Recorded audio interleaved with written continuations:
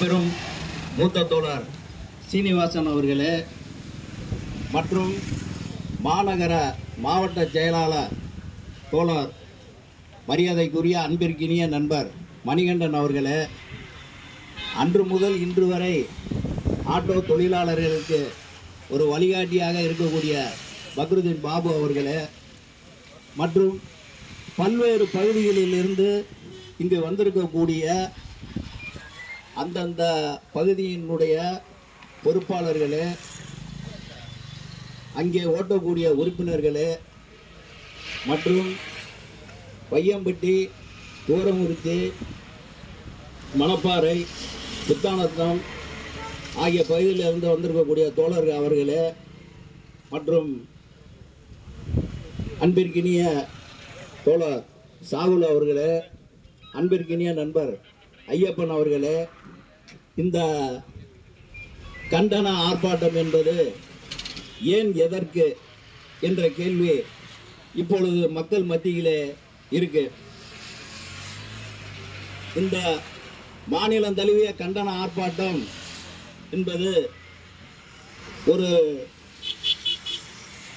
மாநிலத்தை சார்ந்த ஒரு மாநிலம் சம்மேளனம் அறைகூவல் எடுத்ததின் பேரில் இந்த அந்தந்த பகுதிகளில் உள்ள ஆர்டிஓ அலுவலகத்துக்கு முன்பு மிக சிறப்பாக இந்த ஆர்ப்பாட்டம் நடைபெற்று கொண்டிருக்கிறது. இந்த ஆர்ப்பாட்டத்தின் நோக்கம் சட்டவிரோதமாக இயங்கும் பைக் டாக்ஸிகளை தடை செய்ய வேண்டும் என்று கோரியும்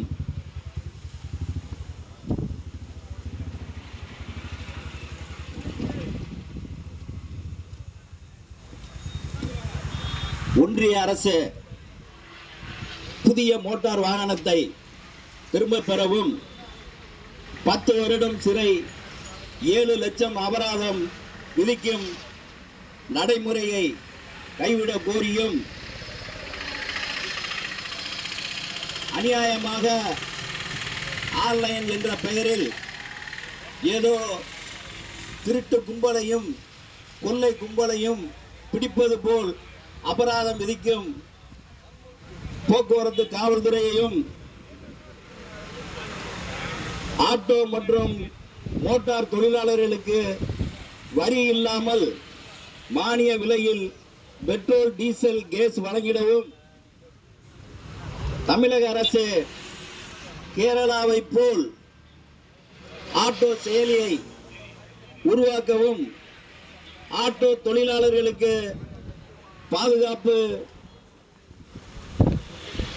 ஆட்டோ தொழிலாளர்களுக்கு இந்த தமிழக அரசு பாதுகாப்பு கொடுக்க வேண்டும் என்று சொல்லியும் பைக் டாக்ஸி தடை செய்ய ஆட்டோ தொழிலாளர்கள் வாழ்வாதாரத்தை மேம்படுத்தவும் இந்த கண்டன ஆர்ப்பாட்டம் நடைபெற்று கொண்டிருக்கிறது.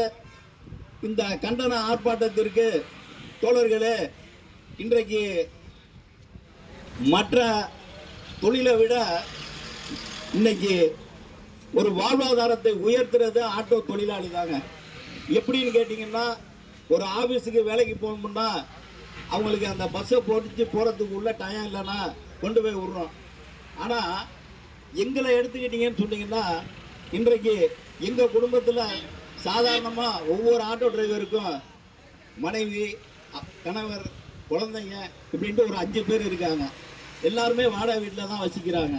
ஆனால் அவங்களுக்குங்கிற இந்த அரசாங்கம் மிகப்பெரிய எங்களெல்லாம் நடு ரோட்டில் தள்ளுற நிலைமைக்கு ஆளாயிருக்கு.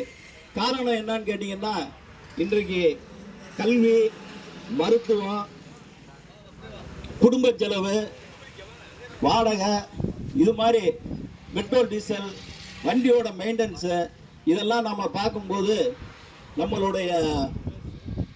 நம்மளுடைய ஆட்டோ தொழிலாளர் ஏன் இந்த வேலையை செய்கிறோம் அப்படிங்கிற நிலைமைக்கு இந்த அரசாங்கமே எங்களை தள்ளிவிட பார்க்குது. அதற்கு தான் இந்த மிகப்பெரிய கண்டன ஆர்ப்பாட்டம் நடைபெற்று கொண்டிருக்கிறது. இந்த கண்டன ஆர்ப்பாட்டத்திற்கு எனக்கு பேச வாய்ப்பளிப்பு தந்த அத்தனை நல் உள்ளங்களுக்கும், எனது வாய்மொழி கேட்ட அத்தனை நல் உள்ளங்களுக்கும் நன்றி கூறி விடைபெறுகிறேன். நன்றி, வணக்கம்.